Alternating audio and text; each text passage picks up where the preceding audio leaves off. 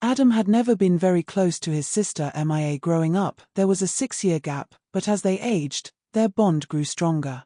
He cared deeply for her and would do anything to help. Despite their age difference, they looked strikingly alike. Her eyes were softer, but the biggest difference was his much larger nose. Adam often joked they could be mistaken for sisters, and Luke, her husband, teased her by lifting her bangs and saying, "Hi Adam." They were similar in height. She was about 5 feet 7 inches and he around 5 feet 10 inches, and both weighed between 145 and 150 pounds, though she carried most of her weight in her hips, which annoyed her endlessly. Everyone teased her about her wide hips. They were genuinely big. Oddly enough, their personalities were nearly identical, even though they had essentially grown up as only children due to the age gap. Mia and Luke had been on vacation in Belize for 2 weeks, enjoying sun and fun, lucky bastards.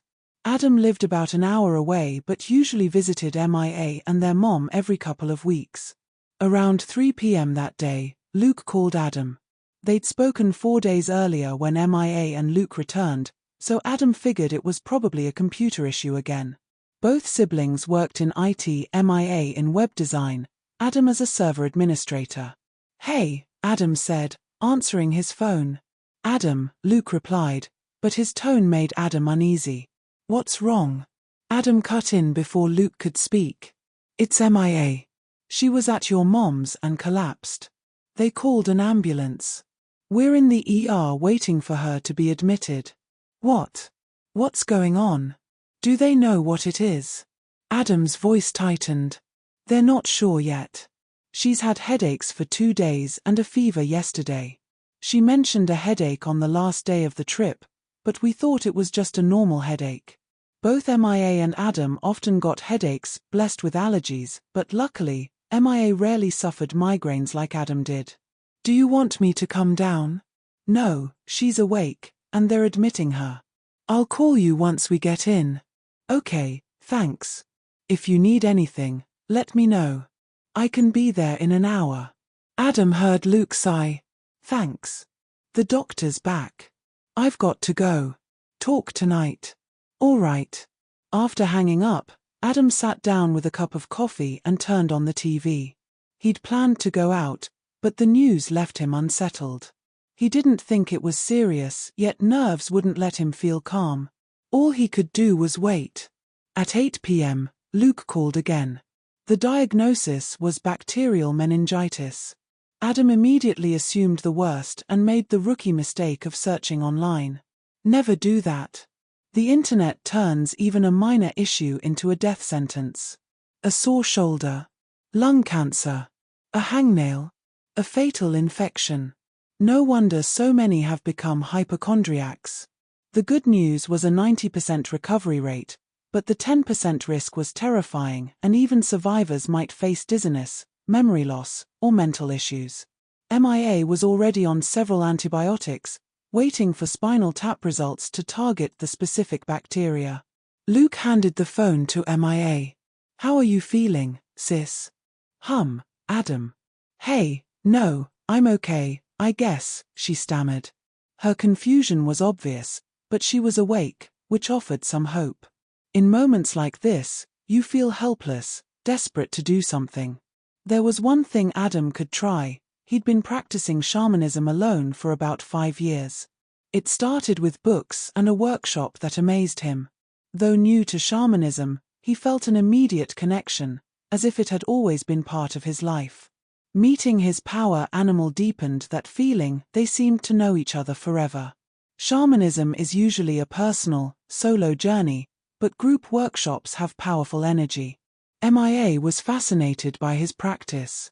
They talked about her joining a guided journey to meet her own power animal, but she never took him up on it. She seemed content just hearing about his experiences, though Adam doubted she truly believed a word. "I'll come down tomorrow and shake the rattle to drive out the demons, if you want," Adam offered. Mia laughed but thanked him, knowing he was worried and eager to help. "My friend Nadia, you remember her? She's a shamanic healer. Would it be okay if I told her about this and asked for her help? She's way more experienced and I think it could really benefit you." MIA, ever the skeptic, wasn't convinced this hocus-pocus would do much, but she saw how much he wanted to help and agreed to try. After a bit of teasing from Adam, all you have to do is lie there and get better, which you're going to do anyway, so what's the harm? She consented. Right after hanging up with MIA, Adam called Nadia, a good friend for the past 4 years. They'd met during the workshop Adam attended, where Nadia was an instructor. He admired her spirit. You could almost feel the warmth of her heart just by standing near her. Nadia had met MIA a few times over lunch with Adam, and they'd gotten along well. Partly, Adam thought, because Nadia had a 6-month-old daughter at the time. Children, he'd noticed, seemed to bond women together, probably that motherly nesting instinct. Adam explained the situation to Nadia, who agreed to come to the hospital the next day. Just so we're clear, you understand what you're asking, right? And MIA understands and agrees too? Nadia asked. Adam reassured her they both did. Respect is crucial in this practice. Healers never impose themselves. If the person doesn't want to participate, the healer must step back. Everyone must be willing.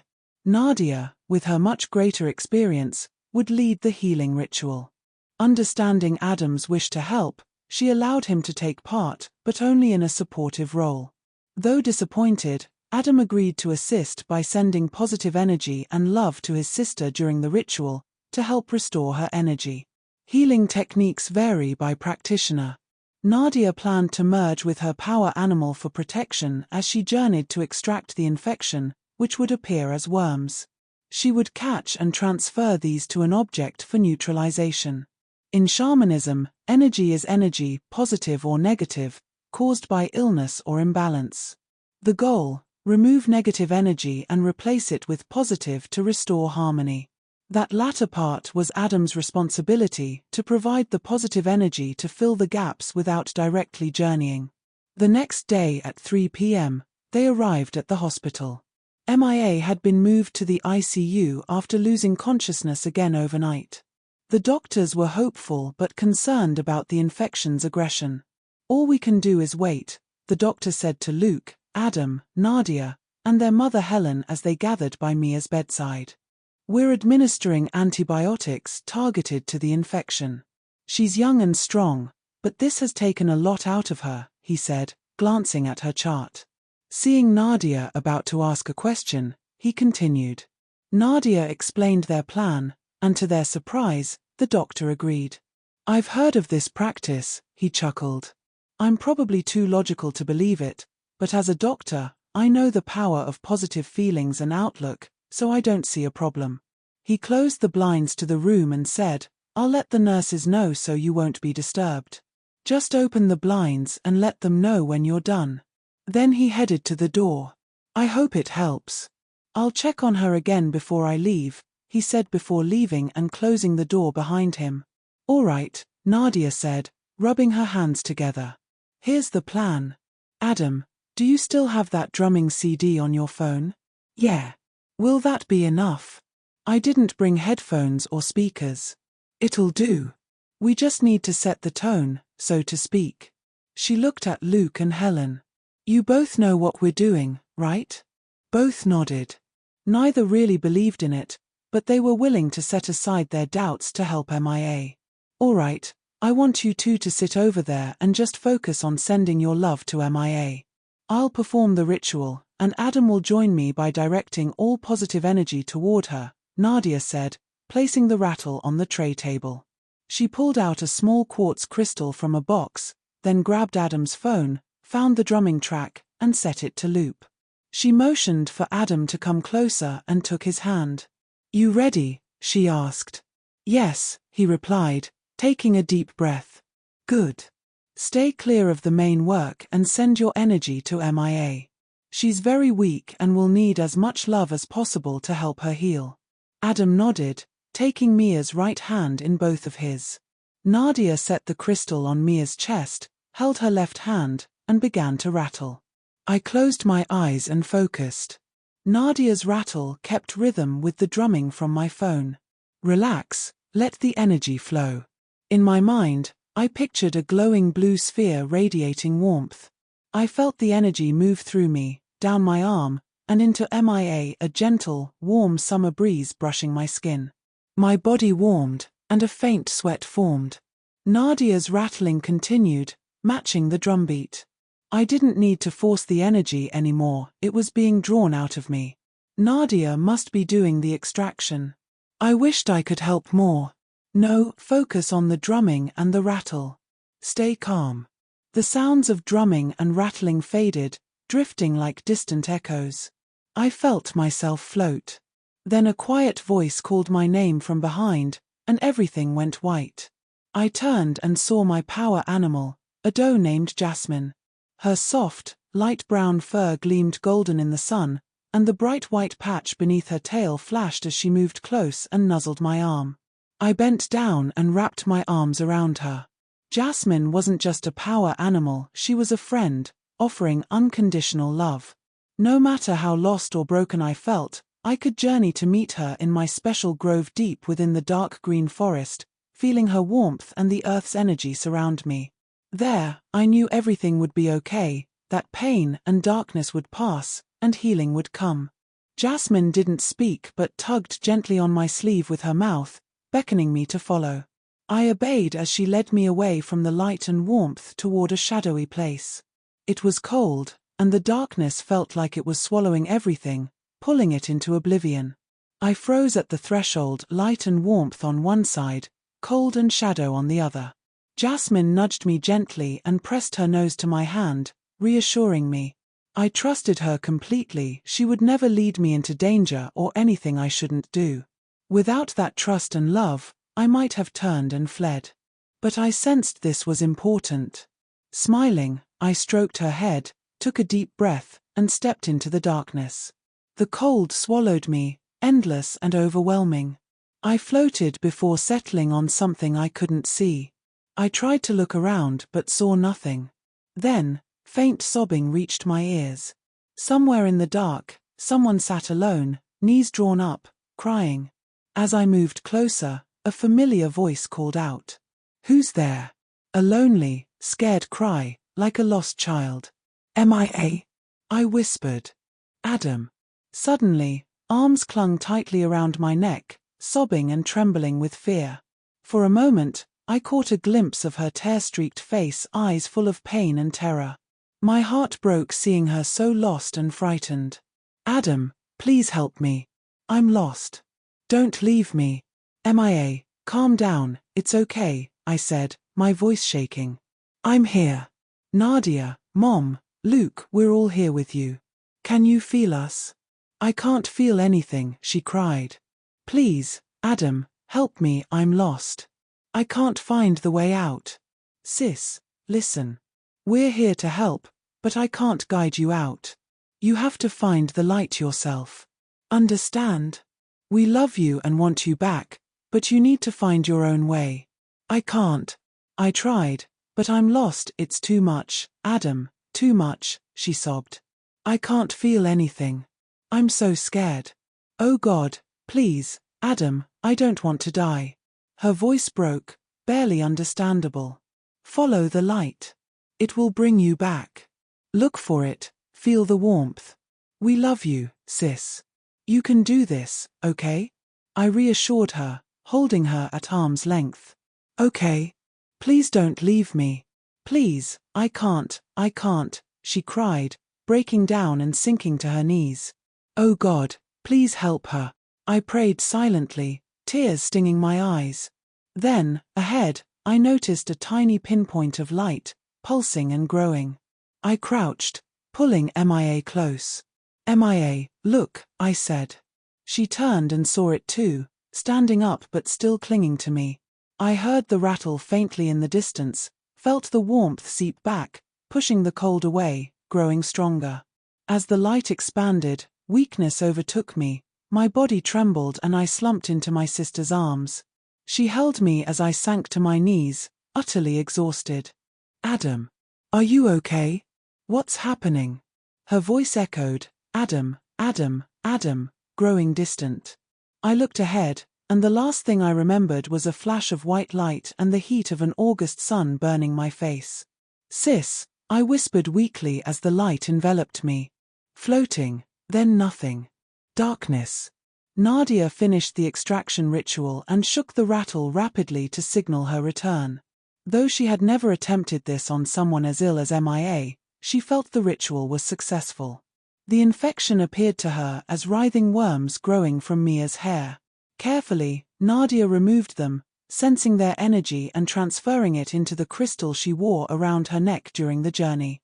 Her focus shattered suddenly by Helen and Luke's cries. Opening her eyes, she saw them holding Adam, who was unconscious.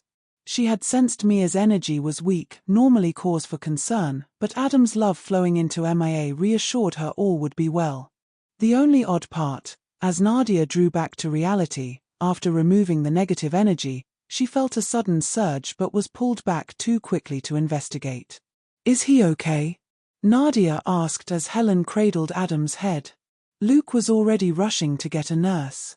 "I don't know. He was holding Mia's hand, and when you started rattling faster, he just slumped over." Luke tried to catch him, but he hit the floor hard. Luke returned swiftly with 2 nurses. They helped Adam into a chair beside the bed. One nurse broke open smelling salts and waved them under his nose. Adam jolted awake. What happened?" he asked, touching the back of his head where he'd hit the floor. He still seemed woozy. "Hold on," the nurse said, gently moving his hands. Another nurse brought a wheelchair and helped Adam in. They wheeled him out, with Helen and Nadia following. Luke stayed with MIA. "We're taking him to the ER for evaluation. That fall might have caused a concussion or fracture," the nurse explained, pressing the elevator button and holding the door as they entered. Adam was admitted immediately and sent to X-ray. 15 minutes later, he lay in an ER bed. A nurse had started and checked his blood pressure and temperature when the on-call ER doctor arrived. "He seems fine, no fractures showed up on the X-ray," the doctor said, scanning his chart. "But I'm concerned about a possible concussion." "Adam, can you hear me? I'm Dr. Carter. You're in the ER. You fainted while visiting your sister in the ICU. Do you remember that?" she asked, shining a light into his eyes. He groaned, swatting at the bright light. "What happened?" "Oh man, my head's killing me," he said, clutching it. "Why is everything so bright and blurry?" he wondered. "It's okay. We gave you something for the pain," the doctor reassured him. "We want to keep you overnight for observation, all right?" she told the others as he drifted back to sleep. The next afternoon, the doctors reported that MIA was improving, the fever was dropping, and her vitals had stabilized. Considering how weak she'd looked the day before, the doctors were amazed. She'd even started showing signs of waking up yesterday, but they ordered everyone out to let her rest. Adam was still in the hospital after his fall during the ritual. The doctors were monitoring his concussion. "Adam. Adam." I heard a man calling my name over and over, distant and faint. "Adam, Adam, come on, answer me, are you okay? Come on, Adam, squeeze my hand if you can hear me. You can do it." A warm hand closed around mine, squeezing gently. I squeezed back and struggled to open my eyes. "Adam." "Oh thank God," a voice cried, followed by a tight embrace. "Why is everything so blurry? Oh man, I feel awful. My whole body aches like I got hit by a train, sore and swollen." "Ah," I moaned, trying to sit up. "Easy, Adam. Don't rush it," the man cautioned. I rubbed my eyes, but the world remained a blur. "Here, try these," he said, handing me a pair of glasses. "Glasses? Why would I need those?" I slipped them on, and suddenly everything snapped into focus. I was lying in a hospital bed. To my left, Nadia and Mom both wore worried expressions. At the head of the bed stood Luke, his face frozen in disbelief like he'd just seen a UFO, completely stunned. What happened?" I rasped, my voice hoarse and throat raw. "Thank God," Luke cried, hugging me. "I thought we lost you, Adam." The voice sounded strangely familiar, my own. Out of reflex, I wrapped my arms around him. Then I looked down at my hands. On my left ring finger was a gold band. I pushed this person away and stared at myself. There were changes on my chest, additions that hadn't been there before. Looking up at the man holding me, I realized it was me. Holy, I started, but before I could finish, I passed out again. If you appreciated this story and wish to show your support, don't forget to join me on Patreon for exclusive content.